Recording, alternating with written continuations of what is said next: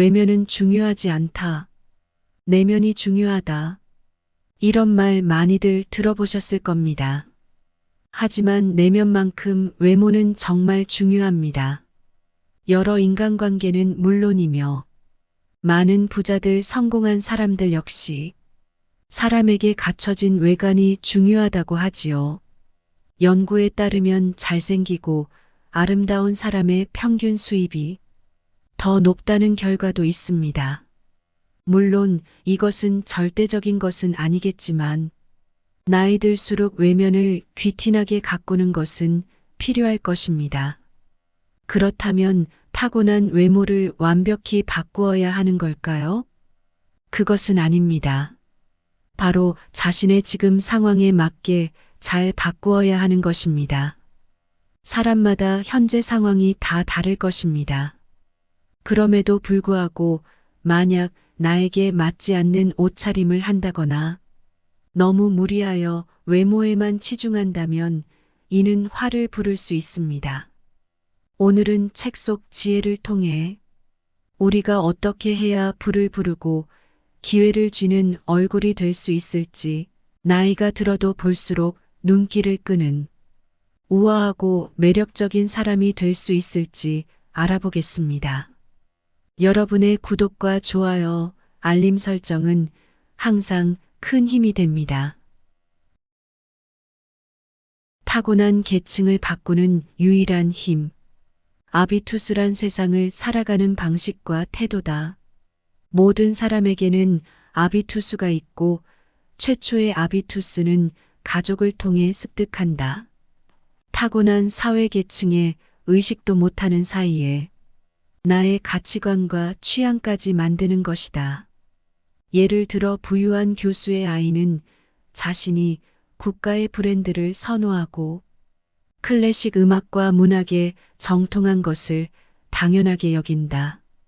반면 가난한 계약직 직원의 아이는 티셔츠 한 장에 10,000원 이상 쓰는 것을 돈 아깝다고 생각하고 오페라 하우스 내부에는 관심도 없다. 하지만 아이들은 언젠가 어른이 된다. 부모를 뛰어넘어 자신이 물려받은 위치보다 더 높이 오를 수 있다. 빈곤층에서 벗어나 중산층까지 또는 중산층에서 최상층까지 올라갈 수도 있다.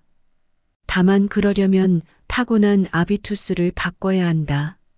지상층이 되고 싶다면 지상층의 아비투스를 갖춰야 한다. 아비투스는 결코 돈으로만 이루어지지 않는다. 내가 만나는 모든 사람, 내가 즐기는 모든 것, 내가 해내는 모든 과제가 나의 계층을 드러낸다. 나는 이 책에서 최하층과 지상층의 아비투스는 어떻게 다른지 분석하고 인간의 품격을 이루는 심리, 문화, 지식, 경제, 신체, 언어, 사회자본을 활용해 최고의 아비투스를 구축하는 방법을 알려주고자 했다. 고상한 아비투스는 저절로 생기지 않는다. 실현하고 싶다면 뭔가를 해야 한다. 할 수 있는 일은 무한하다. 낯설게 느껴지는 세계에 열린 마음으로 뛰어들어라. 부러울 만큼 여유로워 보이는 사람들을 롤모델로 삼자. 현대미술을 전혀 이해하지 못하더라도 일단 전시회에 가자. 생각만 해도 긴장이 되더라도 새로운 초대나 업무를 수락하자. 언뜻 낯설게 느껴지는 주제와 아이디어에 호기심을 가지자. 교양 있는 사람들과 멋진 일들을 자주 경험할수록 당신의 지각 능력이 확장된다. 그리고 그 경험이 당신을 당당함과 자신감의 한 걸음씩 더 가까이 데려갈 것이다. 당연히 나는 이러한 계층 사회가 불공정하다고 생각한다. 아마 당신도 같은 생각일 것이다. 그러나 한국에서든 독일에서든 사회가 변하기를 기다리는 것은 도움이 되지 않는다. 그래서 당신에게 권한다. 지금 당장 더 당당한 아비투스를 기르기를. 일단 시작하면 모든 상황에서 자신감과 여유를 더 많이 느낄 수 있을 뿐 아니라 여러 흥미로운 경험을 통해 삶이 더욱 풍성해질 것이다. 고상한 아비투스를 갖지 못한 채 더 높은 곳에 오려면 금세 길을 잃은 기분이 든다. 위아래 중간 어디든 비슷한 사람들끼리 가장 잘 어울리기 때문이다. 비슷한 경험을 가진 사람들은 본능적으로 서로를 믿고 더 쉽게 협력한다. 당신은 당신의 아비투스에 만족하는가? 지금 있는 자리가 당신의 최선이라고 생각하는가? 그게 아니라면 내가 가진 모든 것을 자본으로 활용하는 새로운 인생 전략을 세워보자. 당신을 새로운 차원으로 끌어올릴 아비투스를 기대한다. 인생은 외모가 출중한 사람에게 유리한 게임. 우리가 동의하든 안 하든 몸은 못된 고자질쟁이다. 신체는 우리가 누구이고 어디에서 왔고 현재 어떻게 지내는지 다 적혀 있다. 신체를 보면 자기 자신과 잘 지내는지, 취향, 더 나아가 권력을 얼마나 가졌는지 짐작할 수 있다. 신체가 이렇듯 대단한 표현력을 갖는 데는 간단한 이유가 있다. 웬만해선 영향을 미치기 어려운 여러 차원에서 신체 효과가 나기 때문이다. 매끄러운 피부, 날씬한 몸매, 이상적인 체격, 건강한 모발 등 외모에서 그리고 자세와 걸음걸이, 목소리의 명료성, 상황에 맞는 적절한 몸짓, 언어, 패션 감각에서 신체 효과가 생긴다. 부르디외는 아비투스를 내면 뿐 아니라 주름 몸짓, 말투, 억양, 발음, 버릇 등 우리를 나타내는 모든 것이 기록된 몸의 역사라고 했다. 다시 말해 우리의 사회적 지위는 우리의 몸에 새겨진다. 신체는 우리의 삶과 성장 배경을 펜트하우스, 포르쉐, 유명인 친구보다 더 명확하게 드러낸다. 우리를 마주하는 사람들은 이런 신호 꾸러미를 판단 근거로 이용한다. 보기만 해도 우리가 어떤 사람인지 알 수 있다고 여긴다. 지혜가 높은 사람인지 혹은 별로 성공하지 못한 사람인지 순식간에 결정된다. 상대방에 대한 재빠른 판단은 인생 경험에서 나온다. 그럼 판단이 항상 옳은 건 아니다. 기반으로 삼은 데이터가 너무 빈약하기 때문이다. 그 대신 신속하게 이루어져 뇌 용량을 아낀다. 그 결과 후광 효과 또는 뿔 효과가 생긴다. 괴테가 이미 알았듯이 아름다움은 크게 환영받는 손님이다. 그러나 무엇을 매력적이라고 여기느냐는 완전히 개인에게 달렸다. 트럭 운전사와 광고 기획사 팀장은 매력을 판단하는 기준이 각자 다르다. 이런 차이는 다양한 취향, 각인, 주변의 요구로 생긴다. 그러나 아름다움과 미학에 대한 객관적인 판단 기준 더 있다. 독일 사회학자 울리히 로자는 이것을 매력상식이라고 표현한다. 조지 클루니가 우디 앨런보다 명확히 더 매력적이라고 모두가 동의한다. 조지 클루니뿐 아니라 드웨인 존슨도 비범한 외모에 축복을 받았다고 모두가 확실히 동의할 것이다. 반면 두 배우 중에서 어느 쪽이 더 매력적이냐는 당연히 논란의 여지가 있을 수 있다. 아무튼 한 가지는 확실하다. 조지 클루니와 드웨인 존슨은 다른 모든 미남과 마찬가지로 자신의 신체 자본 덕분에 늘 찬사 속에서 인생을 항해한다. 귀엽고 예쁜 어린이는 더 많이 사랑받고 매력적인 학생은 더 좋은 성적을 받는다. 계속 선순환이다. 외모가 매력적인 아이들은 자신감과 자의식이 더 높고 크리스마스 연극 때도 주인공 역할을 맡으며 관객을 매료시키고 스스로 빛난다. 이후의 삶에서도 계속 그렇다. 외모가 출중한 사람은 더 쉽게 살고 배우자를 선택하고 사람들을 자기 편으로 만들고 바라는 직장에 더 빨리 취직하며 같은 실력을 갖춘 평범한 외모의 동료보다 최대 5%까지 더 많이 번다. 상장 기업의 경우 건장하고 잘생긴 최고 경영자가 지휘권을 넘겨받으면 주가가 오른다. 선거에서도 후보자의 외모가 선거 승리의 결정적인 것으로 입증되었다. 심지어 법정에서도 잘생긴 사람이 기본적으로 더 유리하다. 이게 끝이 아니다. 모든 긍정적 경험이 아비투스에 각인되어 자율성 자주성을 강화한다. 경제적 성공도 콧대가 높은 사람이 이룩한다. 토론토 대학이 입증했는데 평범한 표정에서 그 사람의 연소득이 7천만 원 이하인지 1억 2천만 원 이상인지 알 수 있다. 어떤 식으로든 잘생겼고 올바르게 행동하면 기회가 증가한다. 이런 관련성을 무시하는 사람은 자신을 속이는 것이다.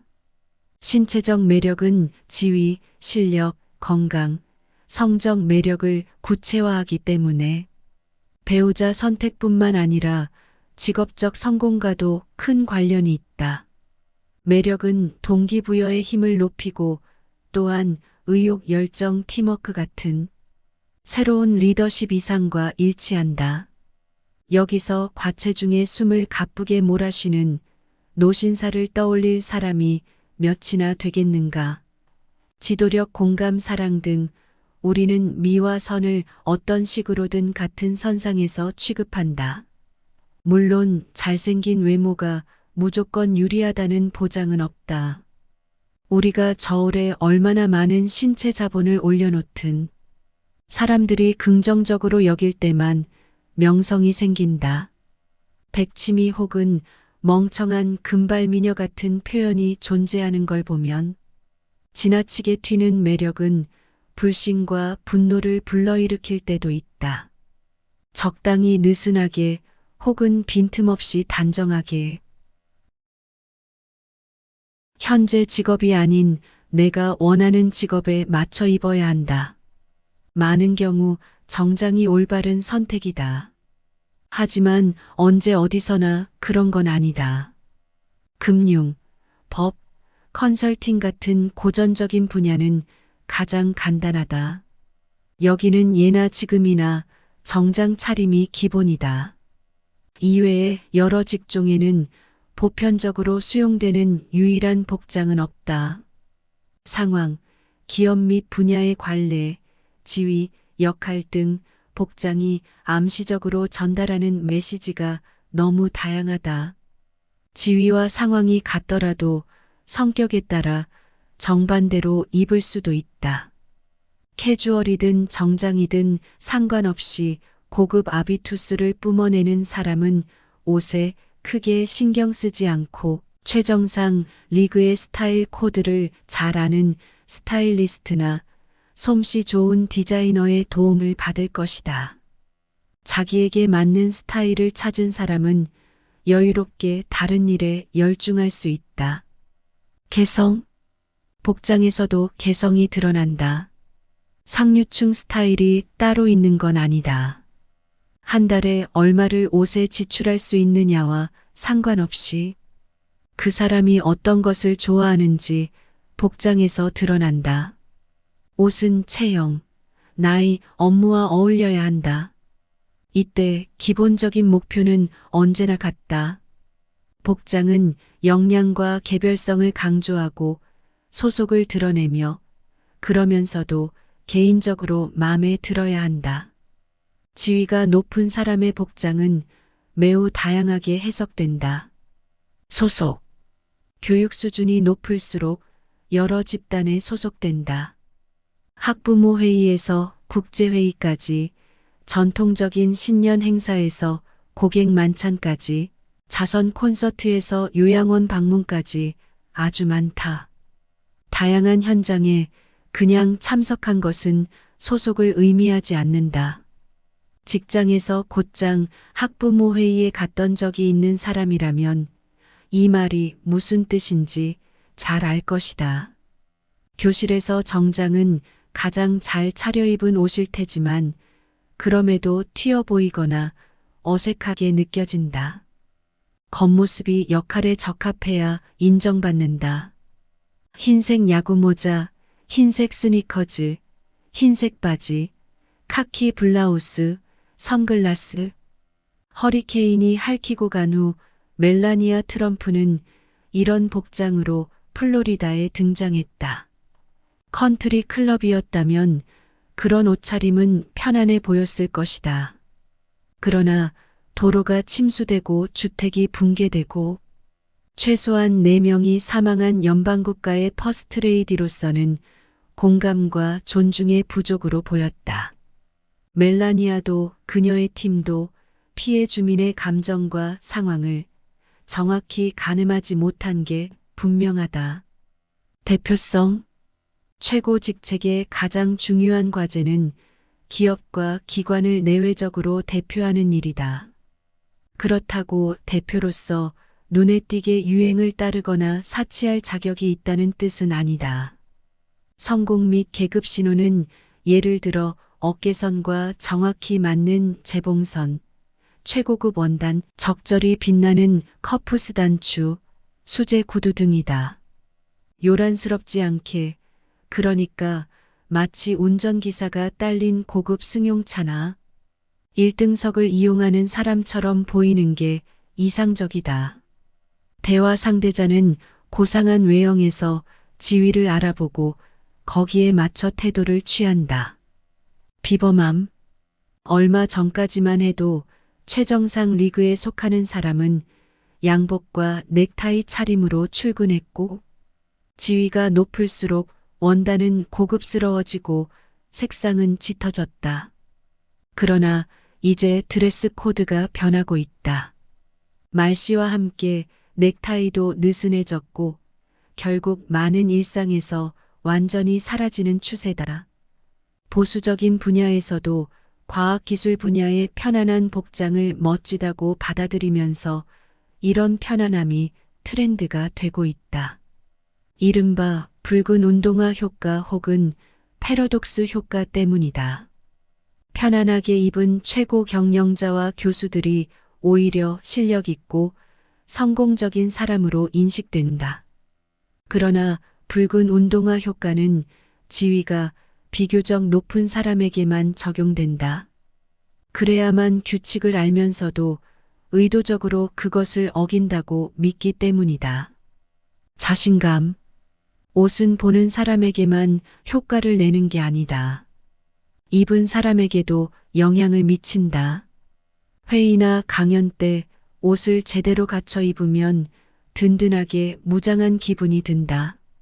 슈퍼맨이 세계를 구원하러 갈 때 일상복을 벗어 던지고 파란 옷에 빨간 망토를 두르는 것과 같다. 그러니까 우리는 고가의 옷으로 자기 자신에게 가장 좋은 일을 한다.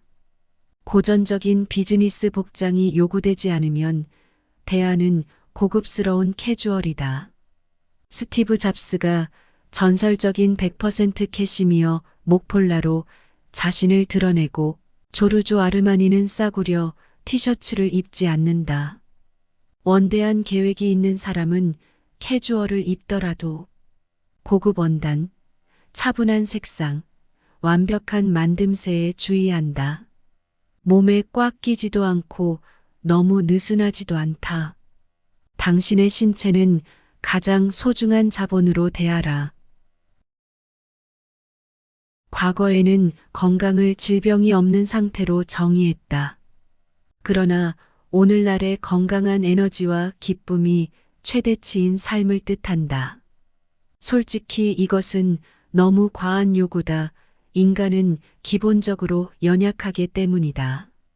강한 신체 혹은 최소한 재구실을 하는 신체를 우리가 얼마나 오래 유지할 수 있을지 우리는 모른다. 그럼에도 신체 자본에 쏟는 투자는 보람을 준다.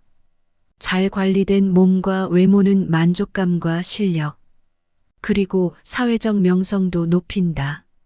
신체 자본이 넉넉해야 잠재력을 온전히 발휘할 수 있다. 유명 건축가가 설계한 주택이나 경비행기 혹은 VIP 시사회 회원권보다 내가 나를 어떻게 판단하고 다른 사람의 눈에 어떻게 비치느냐가 신체에 훨씬 더 큰 영향을 미친다. 코치들은 당신의 안위가 제일 중요하다고 조언한다. 이기적으로 들리는가? 그러나 이 말에는 의미 있는 지침이 담겨 있다. 비행기에서 응급 상황일 때 먼저 자신부터 산소 마스크를 쓴 다음에 다른 사람을 도와야 하는 것처럼 내 건강이 뒷받침되어야 남도 도울 수 있다. 건강이 무너지면 위대한 업적도 이룰 수 없고 원하는 삶도 누릴 수 없다. 삶은 높은 의지와 투쟁을 요구한다. 자기 자신을 돌보는 것이 신체 자본을 쌓기 위한 전제 조건이다.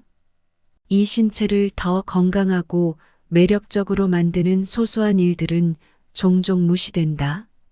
당신의 안위를 위해서는 충분한 잠, 운동, 올바른 섭취, 넉넉한 휴식, 충분한 야외 활동이 필수다. 루틴을 만들어야 한다. 에스프레소를 내리는 동안 잠깐 스트레칭, 초콜릿 대신에 견과류 한 줌. 베스트셀러 작가 프레덴 버처드는 건강을 위한 이런 작은 선택들을 성과를 높이는 습관이라고 명명했다. 노력의 결과는 금세 나타나지 않는다. 그러나 꾸준히 하다 보면 아비투스의 플러스가 된다. 상류층은 사람들이 생각하는 것보다 자신을 덜 드러낸다. 가까이 다가가되 너무 밀착하지 않는 태도, 은은한 색상, 변함없는 고전 스타일, 천연 재료, 절제된 장신구 등은 지적인 취향과 높은 문화 자본을 상징한다. 전문가들은 비싼 것과 저렴한 것의 차이, 맞춤복과 기성복의 차이를 한눈에 알아본다. 그러므로 100% 캐시미어 스웨터는 부유함의 과시가 아니라 고급 취향을 안다는 뜻이다. 드레스 코드의 자유를 통찰하라. 양복과 넥타이, 정장과 구두는 부와 최고의 직업을 상징할 수 있다. 그러나 반드시 그렇게 입어야 하는 건 아니다. 경제 엘리트는 기꺼이 한 번씩 단추를 느슨하게 풀고 운동화로 개성을 연출한다. 요즘은 보스들도 대부분 이런 방식을 좋아한다. 반면 고객을 자주 대면하는 서비스 업종에서는 공식적인 복장 규정이 있다. 그러므로 혼동하지 마라. 무엇을 입었느냐가 복장 규정에서 얼마나 자유로운지를 드러낸다. 연구에 따르면 명성이 높은 사람들은 실제보다 몸집과 키가 더 크다고 평가된다. 이런 인상은 신체 아비투스에서 생긴다. 그들은 글자 그대로 고개를 빳빳이 드는 옷을 입는다. 자신감 넘치는 큰 보폭이 걸음걸이를 바꾼다. 차분한 등장의 고상함을 표현한다. 반대로 분주한 움직임은 과다한 열정과 내적 압박을 전달한다. 부르디웨에 따르면 서두름은 두려움의 표현이다.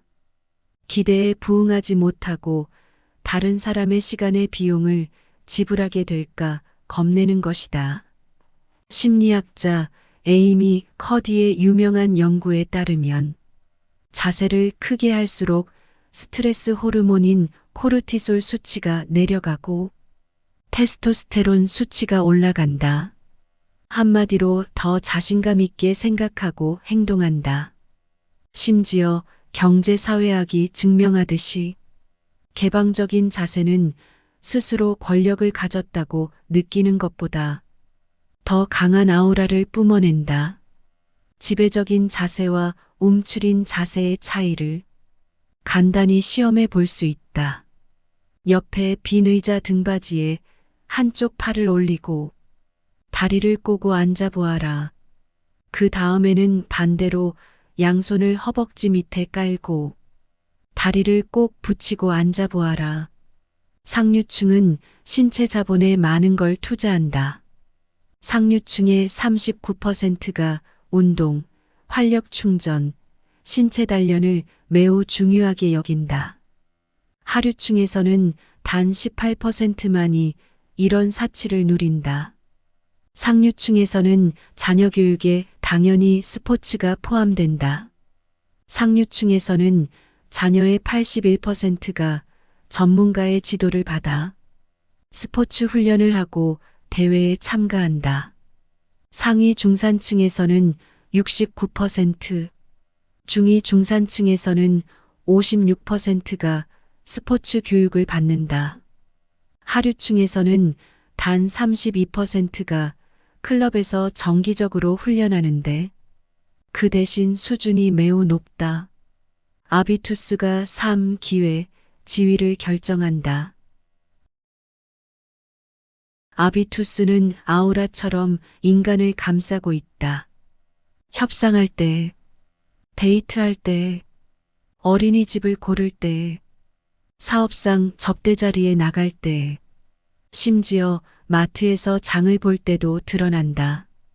아비투스는 인생 설계, 명성, 사고방식 및 생활방식, 식습관, 말투, 만족감, 신뢰, 사회적 지위, 성숙한 삶을 좌우하는 결정적 구실을 한다.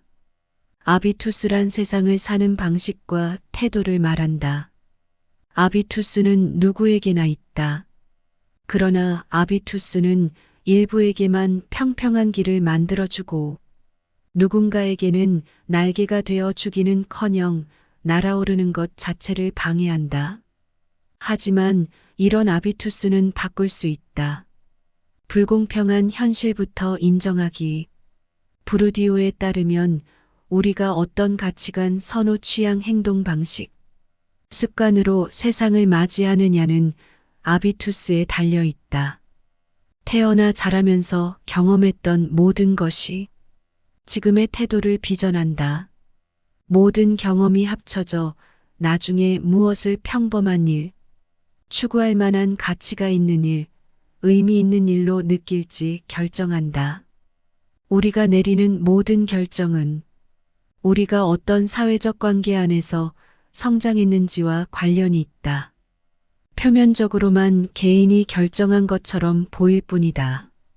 이 말은 다음을 의미한다. 아비투스는 사회적 지위의 결과이자 표현이다. 아비투스는 우리의 사회적 서열을 저절로 드러낸다. 우리와 비슷하게 생각하고 행동하는 사람들이 있는 곳이 우리의 아비투스와 가장 걸맞다. 그런 곳에서 우리는 자신의 본질에 맞게 산다고 느낀다. 사다리의 어느 단계에 있든 상관없이 모두가 비슷하다. 차이는 다른 곳에 있다. 모두 자신의 가정에서 아비투스를 가져오지만 모든 아비투스가 세상에서 똑같은 가치로 간주되진 않는다. 비록 계층 간의 경계가 모호하고 많은 사람이 다양한 세계에서 내 집처럼 편히 지내더라도 적은 돈으로 건강한 식탁을 차리는 것보다 고급 레스토랑을 익숙하게 이용하는 것이 더 깊은 인상을 준다. 이런 가치평가의 차이주의는 냉정한 논리가 있다. 지위와 구별짓기 게임에서는 상류층 아비투스가 모든 것의 기준이다. 그런 아비투스가 더 많은 명성을 얻고 더 많은 가능성을 가진다. 상위 10%, 나아가 상위 3%의 고급 아비투스를 가진 사람이 위로 도약한다. 모든 게 돈으로 결정되는 건 아니다. 누가 최고일까? 소득이 가장 높은 사람일까? 각 분야에서 최정상에 오른 사람? 아무튼 돈으로만 결정되지 않는다. 다른 자원들도 의미 있는 삶, 영향력, 만족감 등이 돈만큼 결정적인 역할을 한다. 탁월함의 전제 조건인 자본에는 돈과 능력 이외에 많은 것이 포함된다. 출신 배경과 인맥도 자본이다. 미적 감각, 달변과 적합한 목소리 톤, 당당한 자세도 자본이다. 그리고 무엇보다 낙관주의와 안정적인 정신도 자본이다. 그러므로 남들과 자신을 구별짓고 돋보이게 할 수단은 아주 많다. 여러 범주의 자본이 인간의 잠재력을 마음껏 발휘하게 한다. 심리자본, 문화자본, 지식자본, 경제자본, 신체자본, 언어자본, 사회자본. 모든 자본이 아비투스에 영향을 미친다. 자본 유형을 다양하게 가질수록 더 높이 올라간다. 그중 신체자본은 스스로 얼마나 매력적이고 건강하고 활기차다고 느끼는지에 대한 판단하는 것이다. 사람들은 외형에서 사회적 지위, 내적 가치를 유추한다. 언어 자본, 유창한 언변으로 사람들에게 다가가고 다양한 관점에서 구체적 객관적으로 주제를 설명할 수 있는 능력. 어디에서 무슨 주제를 어떤 방식으로 말해야 할지 아는 것이 특히 중요하다. 7가지 자본 유형의 혼합이 각각의 아비투스에 각인되기 때문에 복합적인 아비투스가 형성된다. 예를 들어 몇몇 자본 유형은 아주 많은 반면 나머지 자본 유형이 부족한 경우가 생길 수 있다. 개별 자본 유형이 평균 이상으로 많아지면 그 범주에서 자신감과 특권이 생긴다. 그러나 기본적으로 7가지 범주 모두에서 탁월한 사람만이 부와 차별성 그리고 권력을 갖는다. 출신 배경에서 벗어날 수 있다. 아비투스를 굳어버린 습관으로 여기는 것은 짧은 생각이다. 당연히 우리의 성향과 편애는 삶의 경험과 함께 변한다. 아비투스는 새로운 경험을 통해 끊임없이 변한다. 새로운 아비투스를 구축해 돈이나 능력만으로 안 되는 더 많은 가능성을 발견할 수 있다. 나이가 들수록 잘 관리된 조화가 중요하다. 매력적인 외모가 중요한 주의 상징이 되었다. 어째서 외적인 것이 여전히 더 중요할까? 우리는 가속화 시대에 살며 외형 뒤에 감춰진 깊은 정보를 알아내려는 의지를 잃어가고 있다. 오늘날 정보는 이미지를 통해 빠르게 전달된다. 온라인에서도 아날로그 사회에서도 진짜 중요한 내면 세계를 전달할 기회가 거의 없다. 종종 말할 기회를 얻지 못하는 우리 대신 옷과 외모가 우리에 대해 말해줄 수밖에 없다. 예를 든다면 사람들은 행동이 우아하면 정신도 우아할 것이라고 믿고 옷을 정갈하게 잘 입은 사람은 일도 정갈하고 꼼꼼하게 할 것이라고 믿는다. 이런 말이 있다. 스타일이란 말하지 않고도 당신이 누구인지 말하는 방식이다. 한편 대중은 연출된 이미지와 보정된 얼굴에 피로감을 느끼고 있다. 개성을 드러내는 것이 다시 인정받고 있다. 공인으로서도 신체 자본은 얼마나 선천적일까? 자신이 가진 것에서 최고, 얻은 것에서 최고를 만들어내는 것이 중요하다. 피부 자세, 맑은 눈빛, 적절한 복장, 활력 넘치는 신체는 말하는 사람의 틀이 된다. 선물처럼 포장이 평가되는 것이다. 그러니까 티끌 하나 없는 완벽성이 중요하다는 건 아니다. 나이 들수록 신체의 메시지가 더 중요해진다. 단련된 신체는 자제력과 성체 의지를 암시하고 모든 동작이 이렇게 말한다.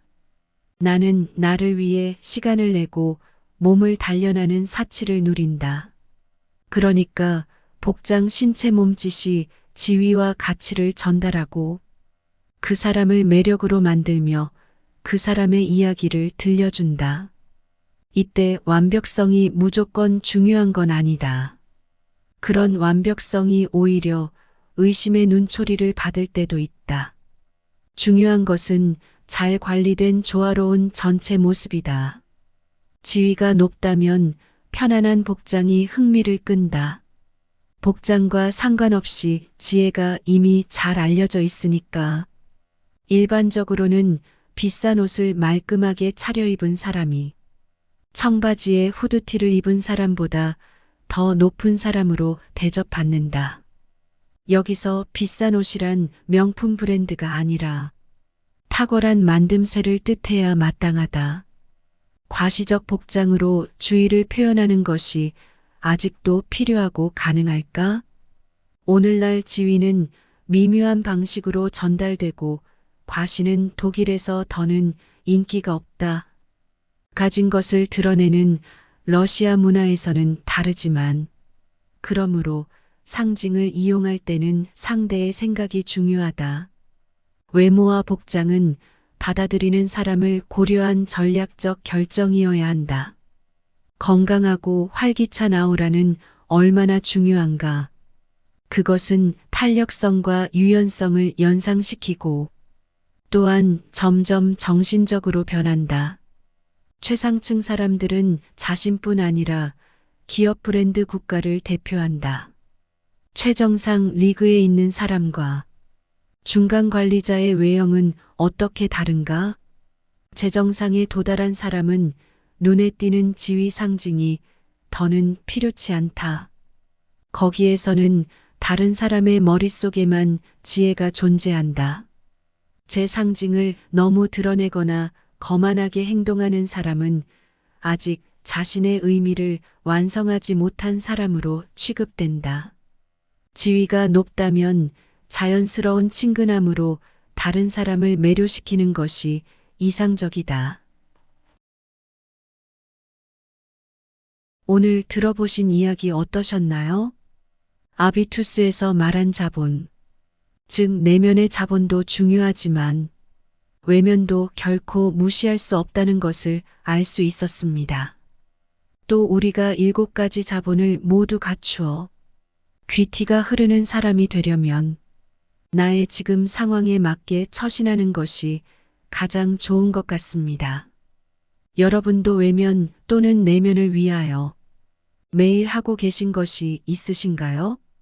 나이 들수록 건강은 물론 마음과 외면까지도 아름다운 여러분이 되시길 소망합니다.